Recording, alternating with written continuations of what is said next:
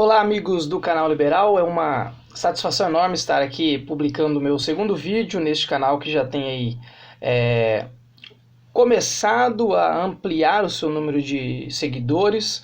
Isso é muito importante porque eu, como um colaborador, vejo isso como o nascimento de uma nova cultura, como o nascimento de uma nova oportunidade das pessoas poderem assistir, poder ver algumas opiniões diferentes acerca dos temas que são colocados aí. Hoje esse vídeo é especial porque nessa noite de domingo eu acabei recebendo um convite de um grupo de estudantes que estão desenvolvendo dentro de um colégio ação que incentive o empreendedorismo nas escolas. A palavra empreendedorismo é uma coisa que vem sendo bastante utilizada nos últimos tempos, tanto na mídia, né? É necessário ensinar as pessoas a empreender e já tem muitas pessoas discutindo a possibilidade de se incluir no currículo a disciplina empreendedorismo. Imagina, um país onde o brasileiro mal consegue ler um texto, mal consegue fazer uma conta de cabeça, mal consegue interpretar, vai ensinar a empreender.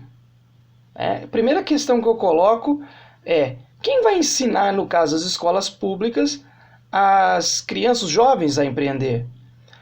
10 em cada 10 professores de escolas públicas, se você perguntar para ele por que ele quis aquele emprego, trabalhar na escola pública, eles vão dizer que é por causa da estabilidade. A estabilidade, eu estou aqui atrás de estabilidade, não pode ser mandado embora, todo mês está lá o salário na conta, chuva ou faça sol, se o aluno aprendeu ou não, está lá o salário dele, ele não ganha por produtividade. E, de fato, isso contraria todas as regras do empreendedorismo, né? Quem sou eu? Não, o professor Kleber, formado em História, falando de empreendedorismo, na crítica. A questão principal é: quem vai ensinar essas pessoas?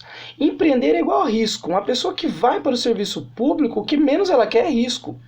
O Brasil ele tem uma cultura estatal de que todas as pessoas precisam trabalhar para o Estado.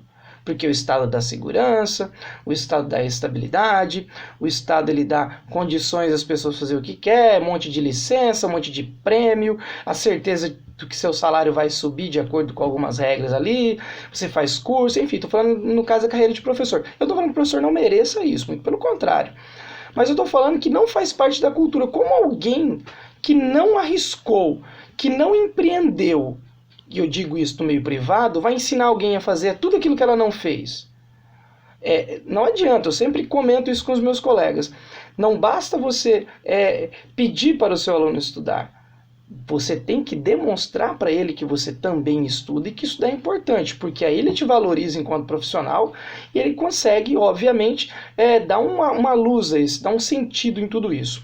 Então a primeira coisa que eu destaco é: empreender é igual a correr risco.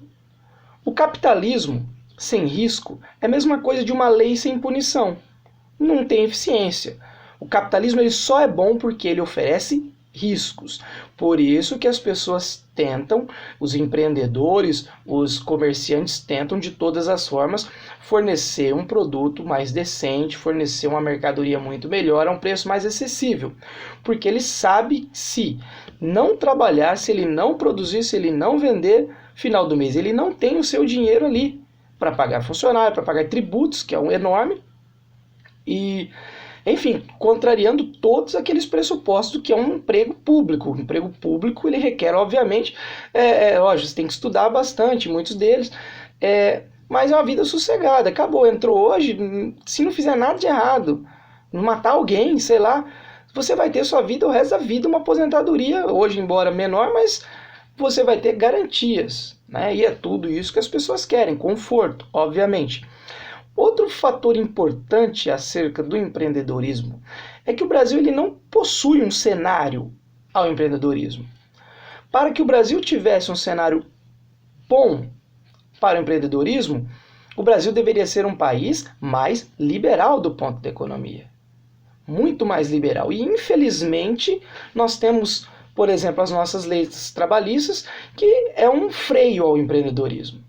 Olha o caso do Uber. O Uber veio para o Brasil, já faz algum tempo, gerou alguma celeuma, trabalha com umas questões aí, o taxista, no caso o uberista, não sei se esse é o termo correto, mas esse uberista, ele trabalha com seu próprio carro, não tem subordinação, não tem todos aqueles requisitos do emprego no Brasil e já tem muitas ações por parte desses uberistas sobre a empresa Uber para reconhecer vínculo empregatício, 13º, etc, etc.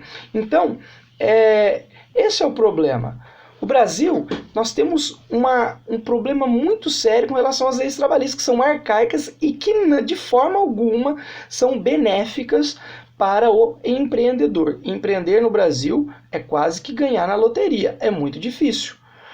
Outro fator importante é que o Brasil ele gasta em média, estou falando assim para dar tudo certo, mais de 100 dias, em média 107 dias para abrir uma empresa no Brasil. 3 meses e meio aproximadamente para você abrir uma empresa aqui. Isso é um absurdo.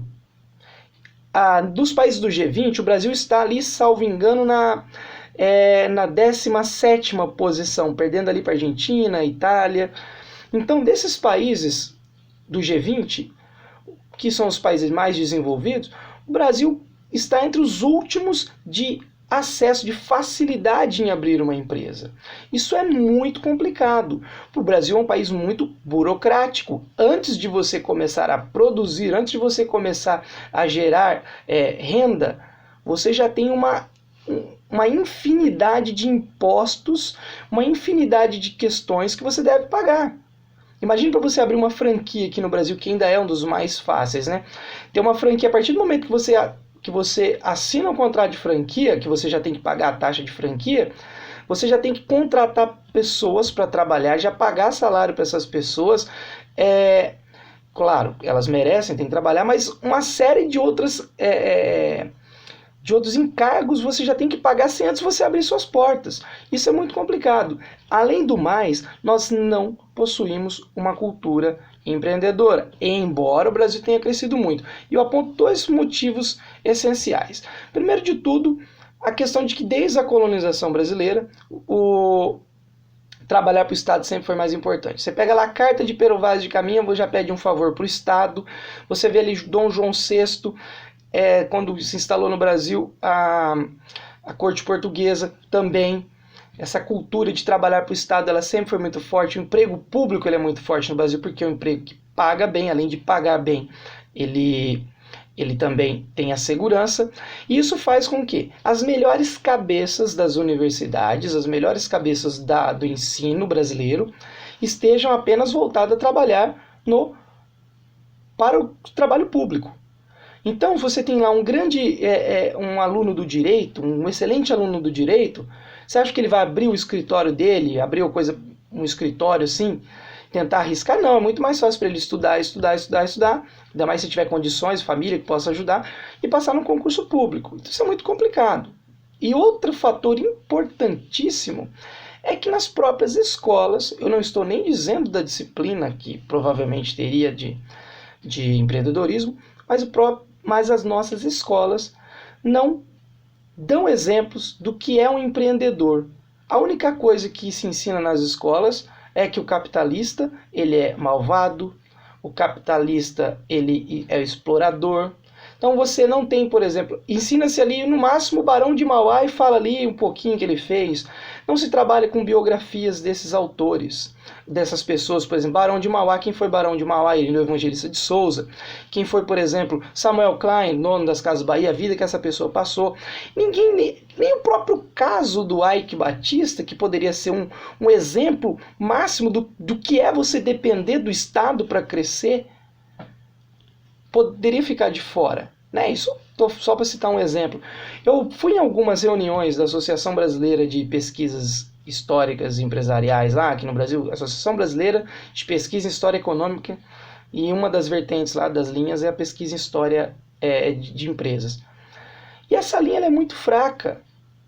Essa linha é muito fraca. A única pesquisa que tem em cima da empresa é para criticar, para arrebentar muitas vezes, para mostrar vícios do capitalismo, coisa do gênero. Eu não vejo ninguém com a intenção de fazer uma pesquisa, assim, muitas vezes tem, mas fazer uma pesquisa a ponto de enaltecer o papel da empresa A, empresa B. Isso geralmente cai na mão de quem? De jornalistas, de pessoas que muitas vezes não têm um método correto da história. E isso vai ficar apenas no campo ali da própria empresa, não vai para os bancos escolares. Então é necessário que, antes de tudo, a gente crie essa mentalidade, e os empresários também deveriam incentivar mais as pesquisas que visam enaltecer os trabalhos das empresas no Brasil. Principalmente as associações comerciais e industriais que são espalhadas por todas as cidades do Brasil. Deveria ter, na minha opinião, né, um departamento que fosse responsável para quê? Registrar, para divulgar o trabalho dessas empresas. Porque, obviamente, se a gente quer um país com a mentalidade empreendedora, o primeiro lugar que deveria ser mudado essa mentalidade é dentro das próprias associações comerciais, para que nós pudéssemos investir mais nesse setor e que isso pudesse favorecer essa criação de mentalidade e chegar até os bancos escolares. Esse é o recado que eu queria dar para vocês. Até a próxima, se tudo der certo. Um abraço e até a próxima, se Deus quiser.